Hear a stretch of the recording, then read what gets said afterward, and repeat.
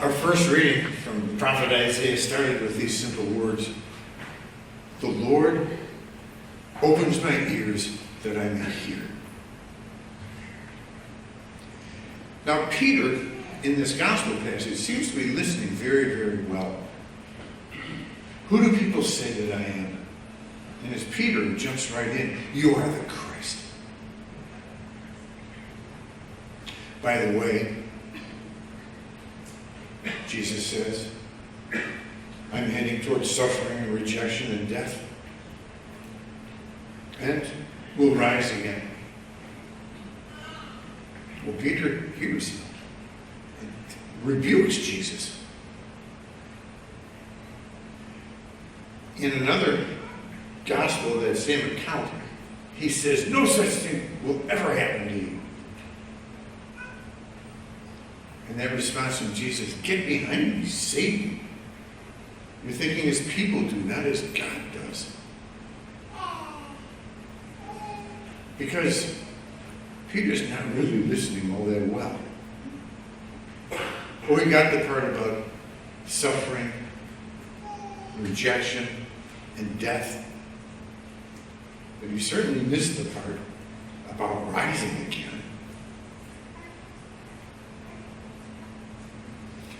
I don't mean this as a test or an embarrassment, but do you happen to remember what the gospel was about last week? Jesus. Anybody? Jesus healed a deaf man.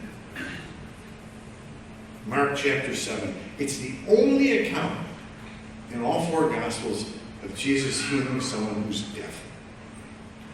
And you may recall that he uses this Greek word, ephata, be opened, but he groans. Oh!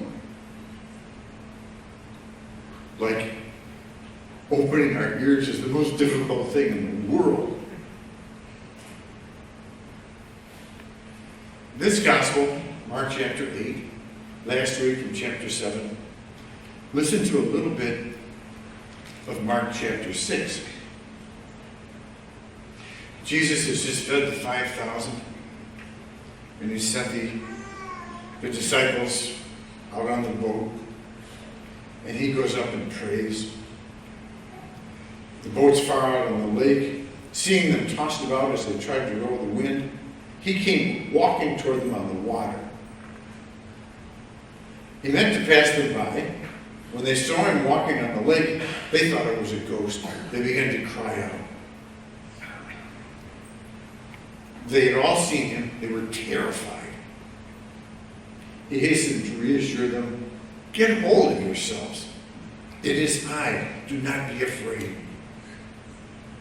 Got into the boat. The wind died down.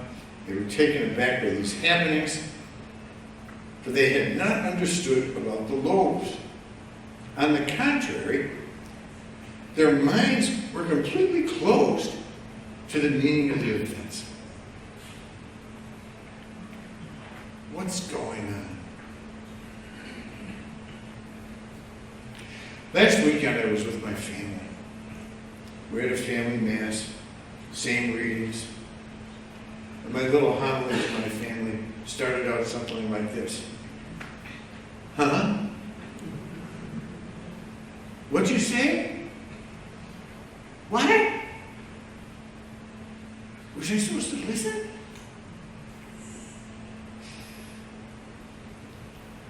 You know how easy it is to act like you're listening and not be listening at all.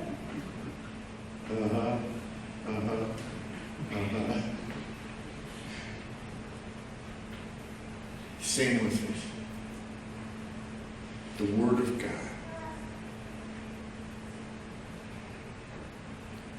Stay tuned.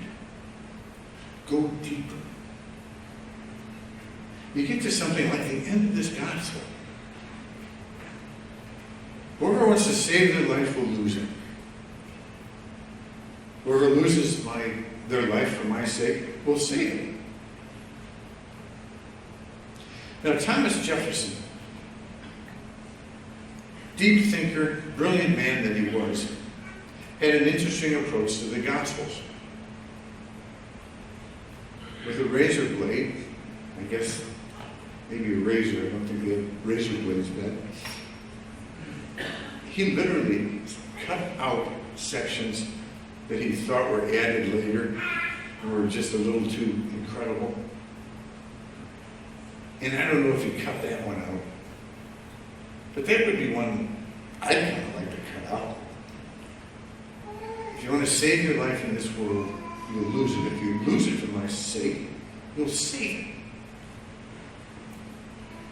Those are the kinds of passages that require some reflection, thought, prayer. What is this really about? Because it's too easy to just say, oh, don't worry about that. Turn the other cheek. Oh, he really didn't mean that. Love your enemy. Pray for your persecutors. I think he was kidding there. Let's go on to the next section. Listen. Listen. It's the Word of God. Listen to yourself. Catch yourself today. Every time you hear yourself say, what? Huh? Or as we said in Toronto when I studied there, eh?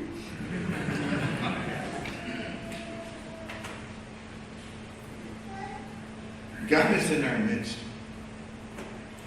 calling, powerful, speaking to us, certainly in the Word and in other ways. Make the time to listen. Listen. And God bless us all.